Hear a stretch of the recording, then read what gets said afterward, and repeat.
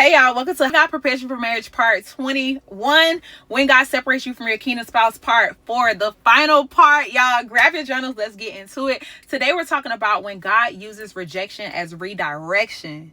Yeah, we got to get to it. Because when God separates you from your kingdom spouse, it can be everything that we mentioned in part 1 through 3, but it can also be God using this rejection as redirection.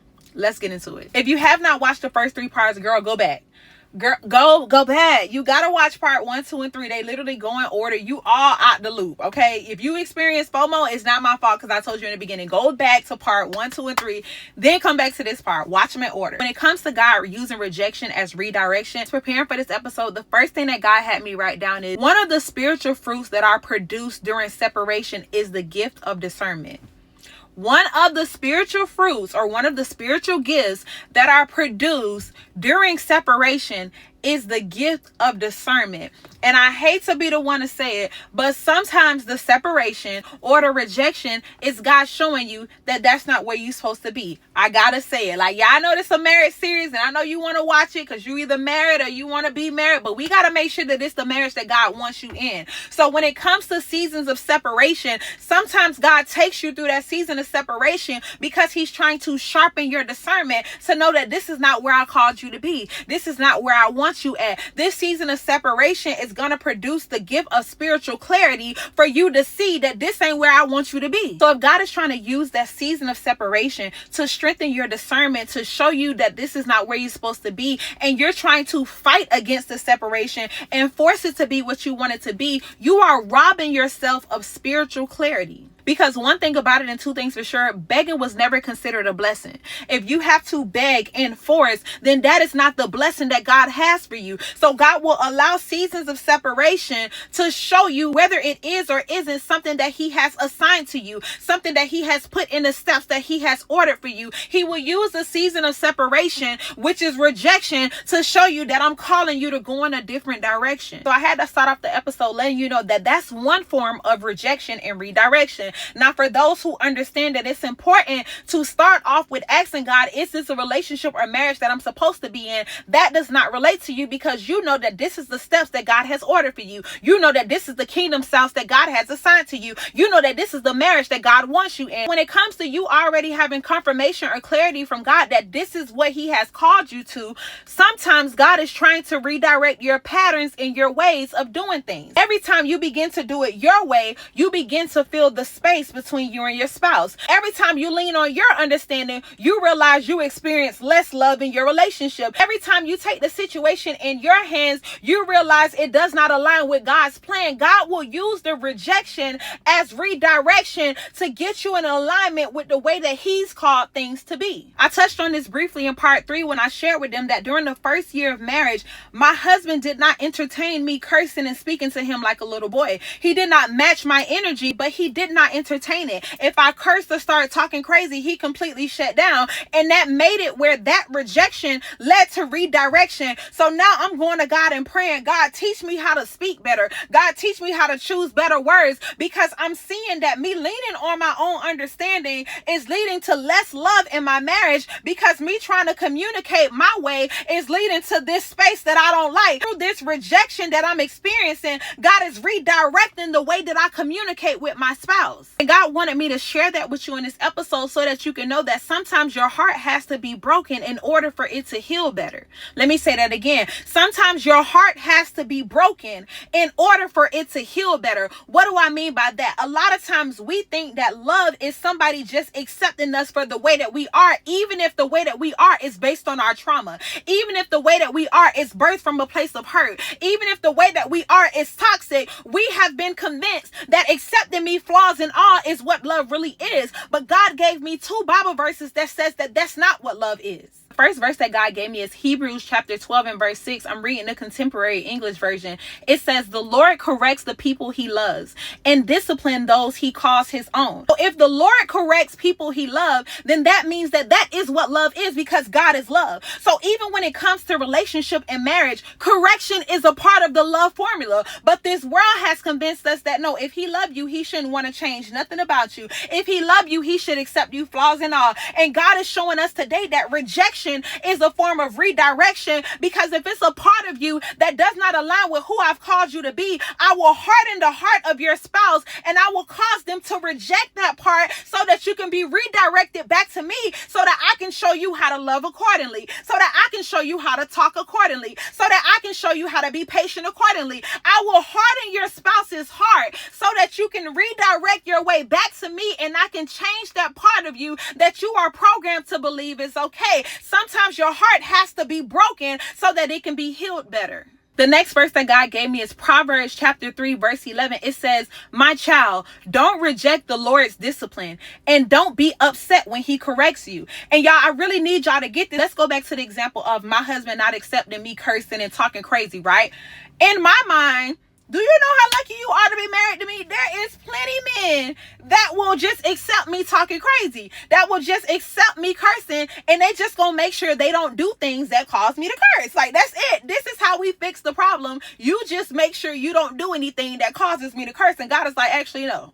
No, girl, you got the game all messed up. That's not how this goes. So Proverbs chapter 3 says, my child, don't reject the Lord's discipline. What is the Lord's discipline in this situation? The Lord's discipline is him changing my husband's heart to reject me talking to him that way. So now I have to go to God and I'm like, okay, God, but this is the husband that you called me to. You told me that this is the marriage for me to be in. So why is he rejecting me? If this is the man that you told me is for me, why is this man rejecting me? The rejection is a redirection. The rejection is a form of God's discipline. God will use your spouse to discipline you. God will use your spouse to reject parts of you to redirect you to be better. Y'all, I pray to try to break this down to the best of my ability. The Lord will use your spouse rejecting you as a form of discipline to redirect you to be the destiny helper and the wife that he has called you to be. So you looking at it as you just don't love me and you just don't want to accept me as the way I am. And God is just like, no, this is the discipline.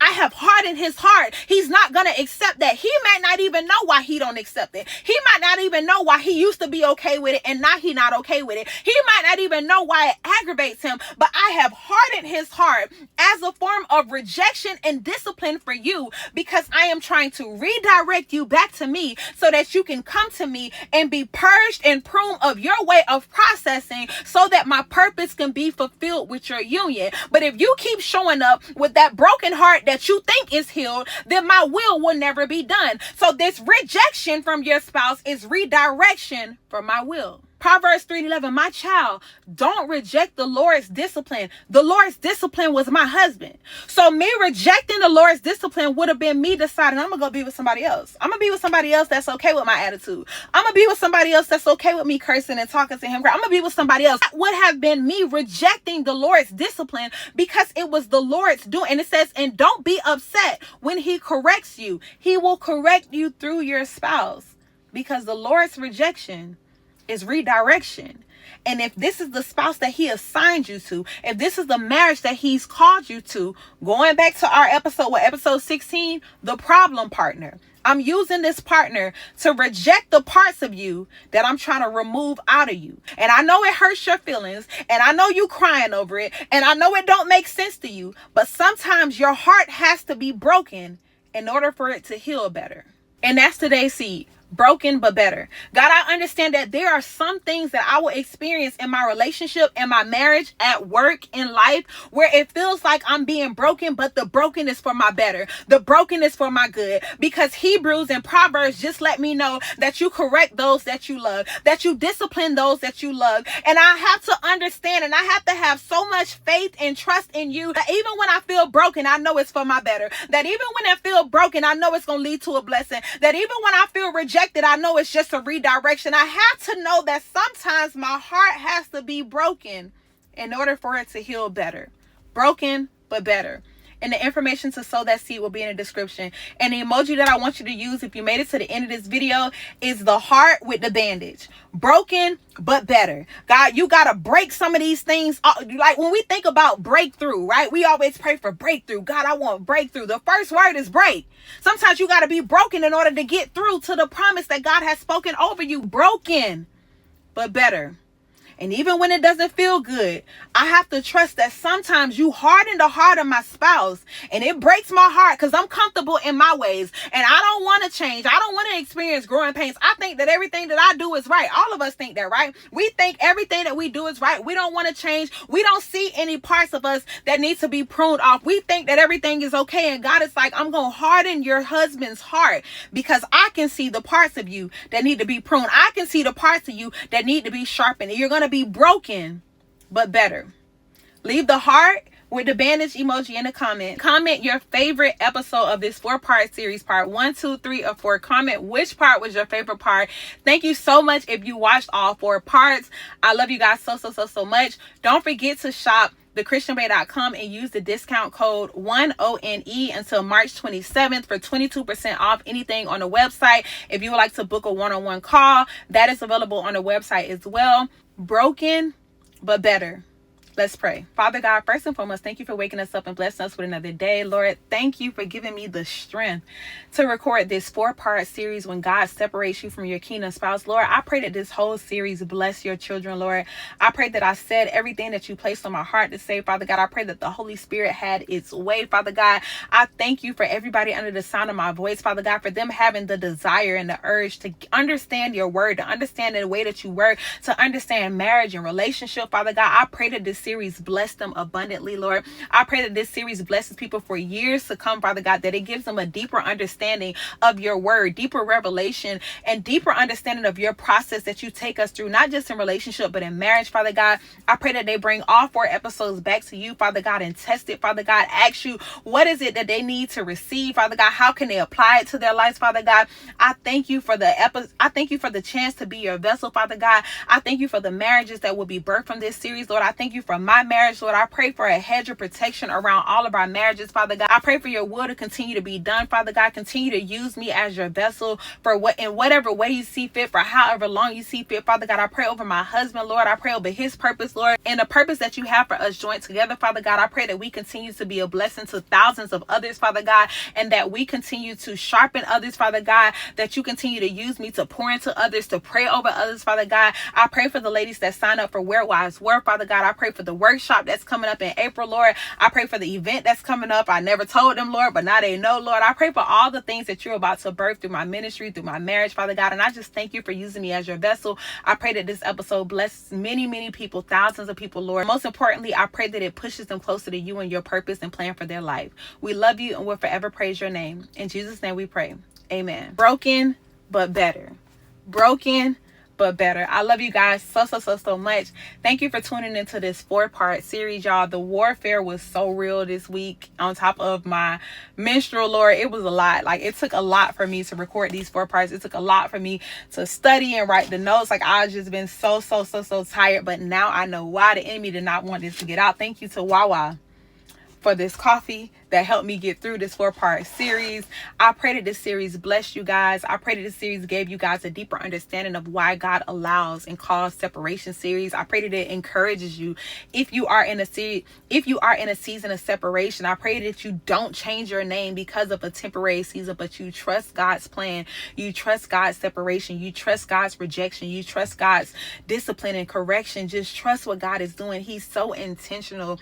And I thank you guys so much for watching and supporting the Christian Bae TV. Make sure you give this video a thumbs up because it does help the algorithm push the video out to more people. Make sure you leave in the comments, broken but better, with the heart, with the bandage across it. And I pray that you send this video to somebody that's in a season of separation, whether they're just going through it in their marriage, or whether they are separated in their marriage, or whether they're just long distance. I pray that this series bless you guys so much, encourages you guys so much. It's so funny, y'all, because I was never that little girl that like dreamt about getting married or always had my wedding plan and things. That I was never that person. Like, I was definitely the person where it's just like, I prefer being single over anything. Like, I don't want nobody telling me what to do. I come and go as I please. Like, my husband really had to lock me down, because baby, I prefer to be single. Like, I just prefer to be single. So I think because I never grew up seeing marriage, I never really saw the value in it. I never really, not even that I didn't see the value, I never thought about it. Like, I just like to do what I want to do. So you ain't gonna tie me down. That was just my mood. And my husband, he was not going for none of that. Like, he was definitely grace for me. He definitely has patience for me, because I was definitely a runner, a track star. Like, y'all, he asked me to be his girlfriend like 3-4 times. Like, I just was not, like, no. And so now to be in a season where God is using me to create marriage ministry content, it's just like, that's why I ran from it for so long. Cause just like, why? I never even cared about marriage. Like, I never prayed for marriage. I never cared about marriage. Like, nothing. And it's like, you want to use me? Like, why? Get somebody else to do it that actually, like, now I know, of course, how important marriage is. Now I understand it. But before, I did not. So it's just like, I just feel like, why do you keep dropping this on my spirit? I don't need to create this series. I'm not fit for it. But to see the way that it's blessing you guys, and I pray that you guys know this is none of me. This is all of God. Because again, I ain't never planned it. It's so many people that want to have a marriage ministry, want to create marriage content. And I always just like, good for you. Because it ain't me. Like, if I could just do beauty and fashion, that'll be great. But God had other plans. So I'm so thankful that God is blessing you guys through this series. How God Prepares You for Marriage took off in a way that I could not imagine. I'm talking so much now, but I love you guys. I pray that it continues to bless you guys. And I'll see you guys on the next episode. And make sure you sign up for Where Wise War, because it's going to be really, really good. Thank y'all for watching another episode of the Christian Bae TV and podcast. I'll talk to you guys on the next episode. Bye. I had lipstick on my teeth and y'all didn't even tell me. Dang, I'm out here pouring out my heart and y'all got me looking like a fool. It be your own people.